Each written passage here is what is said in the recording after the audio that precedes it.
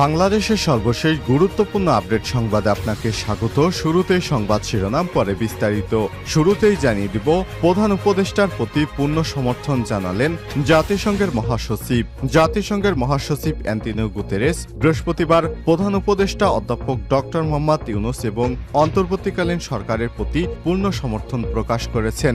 জাতিসংঘ বাংলাদেশের সংস্কারে সহায়তা করতে প্রস্তুত। নিউ ইয়র্কে স্থানীয় সময় বৃহস্পতিবার অর্থাৎ আজ শুক্রবার জাতিসংঘ সদর দপ্তরে প্রধান উপদেষ্টার সাথে বৈঠকে জাতিসংঘের মহাসচিব এই সমর্থন ব্যক্ত করেন।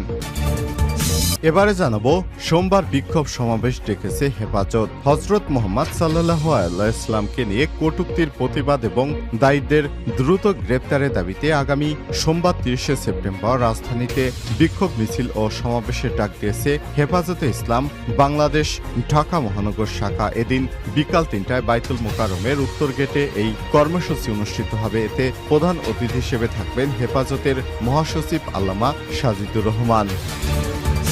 জানিয়ে দিব, আওয়ামী লীগ আগামী নির্বাচনে অংশ নেবে বললেন হানিফ। আওয়ামী লীগ বর্তমান পরিস্থিতি থেকে ঘুরে দাঁড়াবে এবং আগামী জাতীয় সংসদ নির্বাচনে অংশ নেবে বলে জানিয়েছে দলটির যুগ্ম সাধারণ সম্পাদক মাহবুবুল আলম হানিফ। তিনি বলেছেন, আওয়ামী লীগকে বাইরে রেখে বাংলাদেশে অতীতে কোনো নির্বাচন হয়নি, ভবিষ্যতেও হওয়ার সম্ভাবনা নেই। আওয়ামী লীগকে বাদ দিয়ে বাংলাদেশে কোনো নির্বাচন ভবিষ্যতে যেহেতু হয়নি, এবারও হবে না। এদিকে অগ্রণী ব্যাংকে গ্রাহকদের কোটি টাকা আত্মসাৎ, রসিদ দিলেও হিসাবে টাকা জমা দিতেন না ক্যাশিয়ার। জানিয়ে দিব, থানায় পড়ছে নথি, আলামত, মামলার ভাগ্য অনিশ্চিত। ৩ দিন ধরে জ্বলছে আগুন, মানুষ 2 দিন ধইরা পইরা ছিল পুরা মানুষ।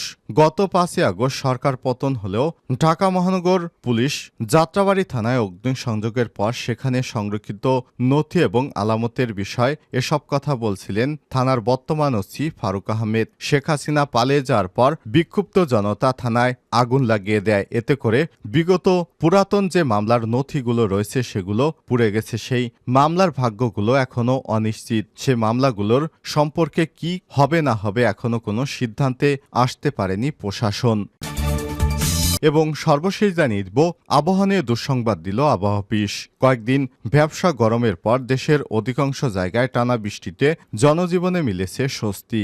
আবহাওয়া অধিদপ্তর জানায়, আরও 1 সপ্তাহ বৃষ্টির পূর্বাভাস থাকলেও আগামী 3 দিন বাড়তে পারে তাপমাত্রা। বৃহস্পতিবার 26শে সেপ্টেম্বর সন্ধ্যায় সর্বশেষ 72 ঘন্টার আবহাওয়া পূর্বাভাসে সব তথ্য জানানো হয়েছে। প্রিয় দর্শক, এতক্ষণ শুনছিলেন সংবাদ শিরোনাম, এবারে বিস্তারিত। তবে তার আগে বন্ধুরা, অনুরোধ থাকবে সংবাদটিতে একটি লাইক দিন। এই চ্যানেলে আপনি নতুন হয়ে থাকলে আমাদের সংবাদটি দেখতে দেখতে চ্যানেলটি সাবস্ক্রাইব করে রাখুন। কমেন্ট করে আপনার মূল্যবান মতামত জানিয়ে দিন বন্ধুরা, আপনি বিশ্বের কোন দেশ থেকে বা বাংলাদেশের কোন স্থান থেকে আমাদের সংবাদটি দেখছেন এবং শুনছেন। এবারে বিস্তারিত। প্রধান উপদেষ্টার প্রতি পূর্ণ সমর্থন জানালেন জাতিসংঘের মহাসচিব। বাংলাদেশের অন্তর্বর্তীকালীন সরকারের প্রধান উপদেষ্টা ডক্টর মোহাম্মদ ইউনূস, জাতিসংঘের মহাসচিব অ্যান্টোনিও গুতেরেসের মধ্যে বৈঠক হয়েছে এবং অন্তর্বর্তীকালীন সরকারের প্রতি পূর্ণ সমর্থন জানিয়েছেন জাতিসংঘের মহাসচিব অ্যান্টোনিও গুতেরেস। জাতিসংঘ বাংলাদেশের সংস্কারে সহায়তা করতে প্রস্তুত রয়েছে। নিউ ইয়র্কে স্থানীয় সময় বৃহস্পতিবার জাতিসংঘ সদর দপ্তরে প্রধান উপদেষ্টার সঙ্গে বৈঠকে জাতিসংঘ মহাসচিব এই সমর্থন পুনর্ব্যক্ত করেছেন। জাতিসংঘের আবাসিক টিম আপনাকে সহায়তা করতে চায় উল্লেখ করে অ্যান্টোনিও গুতেরেস বলেছেন, সদ্য গৃহীত জাতিসংঘের প্যাক্ট অব দ্য ফিউচার বাংলাদেশের জন্য অত্যন্ত প্রাসঙ্গিক এবং এর পুনর্দনামূলক অর্থায়ন দেশটির জন্য বিশেষ সহায়ক হবে। গুতেরেস বাংলাদেশের শান্তিরক্ষীদের প্রশংসা করে বলেন, তারা আমাদের জন্য অত্যন্ত গুরুত্বপূর্ণ। প্রধান উপদেষ্টা জুলাই আগস্ট মাসে ছাত্র জনতার গণ আন্দোলনের কথা উল্লেখ করে বলেন, এই আন্দোলন শেখ হাসিনার নির্মম স্বৈরাচারের অবসান ঘটায়। এ সময় তিনি বলেন, আমি এখানে উপস্থিত হতে পেরেছি কারণ তরুণরা নতুন বাংলাদেশের জন্য তাদের জীবন উৎসর্গ করেছে। বৈঠকে জলবায়ু পরিবর্তন এবং বাংলাদেশের 17 কোটি মানুষের উপর এর প্রভাব, রোহিঙ্গা সংকট এবং জুলাই আগস্টের গণ অভ্যুত্থানের সময় সংগঠিত নৃশংসতা তদন্তে জাতিসংঘের নেতৃত্বাধীন অনুসন্ধান মিশনের বিষয়ে আলোচনা করা হয়। সোমবার বিক্ষোভ সমাবেশ ডেকেছে হেফাজত। হজরত মোহাম্মদ সাল্লাল্লাহু আলাইহি নিয়ে কটূক্তির প্রতিবাদ এবং দায়ীদের দ্রুত গ্রেপ্তারের দাবিতে আগামী সোমবার ৩০শে সেপ্টেম্বর রাজধানীতে বিক্ষোভ মিছিল ও সমাবেশের ডাক দিয়েছে হেফাজতে ইসলাম বাংলাদেশের ঢাকা মহানগর শাখা। এদিন বিকাল ৩টায় বাইতুল মোকাররমের উত্তর গেটে এই কর্মসূচি অনুষ্ঠিত হবে। এতে প্রধান অতিথি হিসেবে থাকবেন হেফাজতের মহাসচিব আল্লামা শায়েখ সাজিদুর রহমান। বৃহস্পতিবার ২৬শে সেপ্টেম্বর এক বিবৃতিতে এই কর্মসূচি ঘোষণা করেন হেফাজতে ইসলাম বাংলাদেশের ঢাকা মহানগর সভাপতি মাওলানা জুনায়েদ আল হাবিব এবং সেক্রেটারি মাওলানা মামুনুল হক। এতে আরও বলা হয়, ভারতের মহারাষ্ট্রের হিন্দু পুরোহিত রামগিরি মহারাজ কর্তৃক রাসূলুল্লাহ সাল্লাল্লাহু আলাইহি ওয়াসাল্লামের নামে জঘন্য কটূক্তি এবং বিজেপি সাংসদ নীতেশ নারায়ণ রানে কর্তৃক তার সমর্থন করায় এই ঘটনায় বিশ্বের সর্বস্তরের ধর্মপ্রাণ নবীপ্রেমিক মুসলমানদের অন্তরে আগুন জ্বলিয়ে দিয়েছে। এই কটূক্তির নিন্দা ও প্রতিবাদ জানানোর ভাষা আমরা খুঁজে পাচ্ছি না। আরও বলা হয়, গত আগস্ট মাসে সংঘটিত এই ঘটনায় মামলা হলেও এখন পর্যন্ত রাজ্য সরকার কাউকে গ্রেপ্তার না করায় বিশ্ব মুসলিমের অন্তরে ক্ষোভ আরও বহুগুণে বৃদ্ধি পেয়েছে, যার ফলে ভারতসহ বিশ্বের বিভিন্ন দেশের মুসলিম জনতা রাস্তায় নেমে আসতে বাধ্য হয়েছে।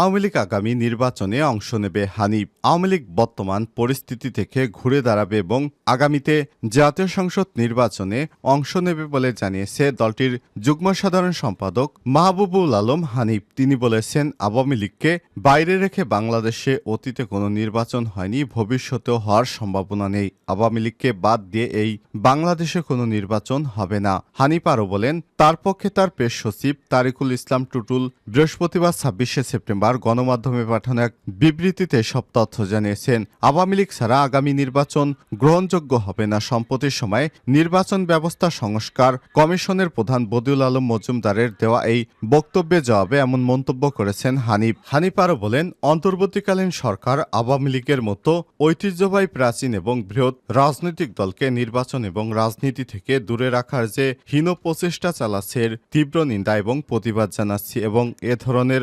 অপতৎপরতা থেকে দূরে থাকার জন্য আহ্বান জানাচ্ছি। আওয়ামী লীগের অন্যতম এই যুগ্ম সম্পাদক বলেন, নির্বাচন কমিশন সংস্কারের প্রধান হিসেবে বদিউল আলম মজুমদার গণতন্ত্রের কথা বলছেন, আবার আওয়ামী লীগের মতো ঐতিহ্যবাহী বৃহৎ শক্তিশালী রাজনৈতিক দল যে দলের নেতৃত্বে দেশ স্বাধীন হয়েছে, দেশের উন্নয়ন অগ্রযাত্রা মর্যাদা যে দলের হাত ধরে হয়েছে, সেই দলকে নির্বাচনের বাইরে রেখে নির্বাচনের কথা বলছেন। হানিফ উল্লেখ করেছেন, আইয়ুব খানের শাসনামল থেকে শুরু করে প্রতিটি নির্বাচনে আওয়ামী লীগ অংশ নিয়েছে, জনগণের প্রতিনিধিত্ব করেছে। আওয়ামী লীগ এই দেশের মাটি ও মানুষের দল। আওয়ামী লীগের শিকড় এই বাংলার মাটিতে অনেক গভীরে। আওয়ামী লীগের নেতাকর্মীরা বর্তমান প্রেক্ষাপটে কিছুটা বিব্রতকর অবস্থায় আছে, কিন্তু এটাও মাথায় রাখতে হবে, ১৯৭৫ সালে জাতির পিতাকে সপরিবারে হত্যার মধ্য দিয়ে যখন আওয়ামী লীগকে নিশ্চিহ্ন করার ষড়যন্ত্র করা হয়েছিল, তখনও এরকম একটা ধাক্কা এসেছিল। সেই আওয়ামী লীগ ঘুরে দাঁড়িয়েছিল। অতএব এবারের ঘটনায় এমন ভাবার কোনো কারণ নেই যে এই আওয়ামী লীগ ঘুরে দাঁড়াতে পারবে না। আওয়ামী লীগ আবার অতীতের মতো ঘুরে দাঁড়াবে এবং আগামী সংসদ নির্বাচনে অংশ নেবে। আওয়ামী লীগকে বাদ দিয়ে এই বাংলাদেশে কোনো নির্বাচন হবে না। রসিদ দিল, টাকা জমা দিতেন না ব্যাংকের ক্যাশিয়ার। অগ্রণী ব্যাংকের গ্রাহকদের কোটি কোটি টাকা আত্মসাৎ। পাবনার সুজানগরে অগ্রণী ব্যাংক নাজিরগঞ্জ শাখায় প্রতারকের মাধ্যমে গ্রাহকদের প্রায় কোটি টাকা হাতে নেওয়ার অভিযোগ উঠেছে। এই ঘটনায় ব্যাংকের ক্যাশ কর্মকর্তাকে জোনাল কার্যালয়ে ক্লোজড এবং ম্যানেজার সহ 2 কর্মকর্তাকে প্রত্যাহার করে অন্য শাখায় বদলি করা হয়েছে। অগ্রণী ব্যাংক পাবনা জোনাল অফিসের উপব্যবস্থাপক এইচ.এম. জগরুল পাশা বলেছেন, প্রাথমিক তদন্তে জালিয়াতির ঘটনার সত্যতা পাওয়া গেছে। সংশ্লিষ্টদের বিরুদ্ধে তাৎক্ষণিকভাবে কিছু ব্যবস্থা গ্রহণ করা হয়েছে। তদন্ত শেষে কঠোর ব্যবস্থা নেওয়া হবে। অভিযোগ থেকে জানা গেছে, অগ্রণী ব্যাংক নাজিরগঞ্জ শাখার কর্মকর্তা ক্যাশ কুদরত উল্লাহ পলাশ 3 বছর আগে ওই শাখায় যোগদান করেন। তিনি এই শাখা উপজেলার ভাইলা ইউনিয়নের চরপাড়া গ্রামের মোজাম্মেল হোসেনের ছেলে। পলাশ স্থানীয় বাসিন্দা হওয়ার সুবাদে গ্রাহকদের সঙ্গে সখ্যতা গড়ে তোলেন। এর সুযোগে তিনি গত বছরের ডিসেম্বর থেকে এবছরে আগস্ট পর্যন্ত প্রতারণার মাধ্যমে অর্ধশতাধিক গ্রাহকের জমা দেয়া প্রায় কোটি টাকা আত্মসাৎ করেছেন। সংশ্লিষ্ট সূত্র থেকে জানা গেছে, গ্রাহকের বিভিন্ন সময় ব্যাংকের টাকা জমা দিল ব্যাংক কর্মকর্তা ক্যাশ পলাশ উক্ত টাকা রেজিস্টার এবং হিসাব নম্বরে পোস্টিং না দিয়েই আত্মসাৎ করেছেন। কিন্তু গ্রাহকদের বিশ্বাস রক্ষার জন্য স্বাক্ষর ও সিলমোহর দিয়ে তাদের জমা ভাউচার দিয়ে দিতেন। ফলে গ্রাহকদের পক্ষে টাকা আত্মসাতের বিষয়টি আজ করা সম্ভব হয়নি। চলতি মাসের প্রথম দিকে সুজানগর উপজেলা নুরুদ্দিন গ্রামের একজন গ্রাহক মেধা ট্রেডার্সের কর্ণধর উজ্জ্বল মেধা ব্যাংকে ক্যাশ কাউন্টারে গিয়ে পলাশের কাছে 9,64,000 টাকা জমা দেন। পলাশ যথানিয়মে টাকা জমা দিয়ে ভাউচারও নেন। কয়েকদিন পর ওই গ্রাহক কিছু টাকা উত্তোলন করার জন্য ব্যাংকে চেক জমা দিলে সংশ্লিষ্ট ব্যাংক কর্মকর্তা জানান, ব্যাংকে তার কোনো টাকা জমা নেই। পরে ব্যাংকে গিয়ে জমা ভাউচার দেখালে প্রতারণার বিষয়টি জানাজানি হয়। এরপর টাকা জমা দেওয়ার ভাউচার নিয়ে হাজির হতে থাকে অর্ধশতাধিক গ্রাহক। প্রাথমিকভাবে 60 জন গ্রাহক প্রায় কোটি টাকা আত্মসাৎ করার ঘটনা ধরা পড়ে। গ্রাহকেরা জানিয়েছে এই সংখ্যা আরও বেশি হতে পারে। এদিকে ভুক্তভোগী গ্রাহকদের চাপে বৃহস্পতিবার পর্যন্ত গ্রাহকদের 74 লাখ টাকা ফেরত দেওয়া হয়েছে। ম্যানেজার কামরুজ্জামান দাবি করেছেন, ক্যাশ কর্মকর্তা পলাশ একাই এই ঘটনার জন্য দায়ী। তবে গ্রাহকদের অভিযোগ করে এই দুর্নীতি এবং প্রতারণার সঙ্গে কর্মকর্তারাও দুইজনই জড়িত বলে দুইজনই দায়ী।